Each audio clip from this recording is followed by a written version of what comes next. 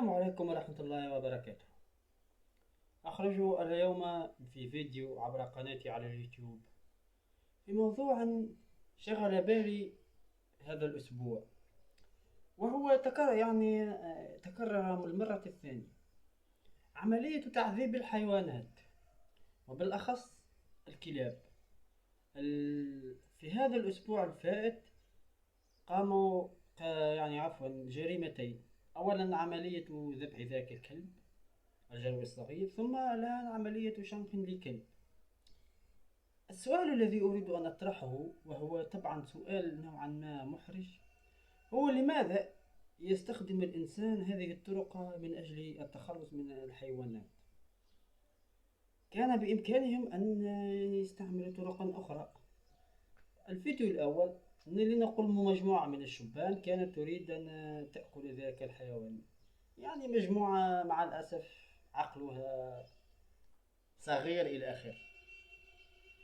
لكن الآن في الفيديو الثاني عملية الشنق لم أفهم لها أي معنى. ما السبب الرئيسي وراء هذا؟ السبب الرئيسي وراء هذا كله هو أن الإنسان دائما ينفذ أشياء يفرزها العقل. العقل يفرز أشياء يجعل ذلك الإنسان ينفذها دون أن يدري.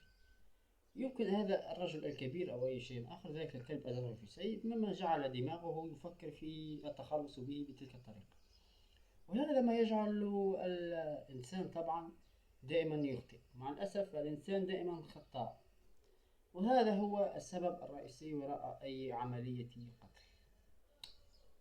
مع الأسف ليس لدي ما أقوله سوى نتأسف عما حصل لتلك الحيوانات، وأتمنى أن تفهم الناس أن ما يحصل حقا شيء مرعب حقا.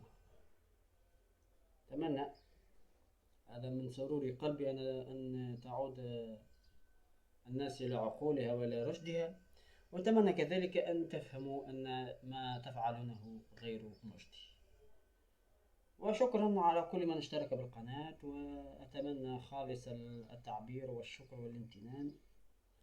انتهى هذا الفيديو في كلمتين. ما زال لدي فيديوهات أخرى، والسلام عليكم ورحمة الله وبركاته.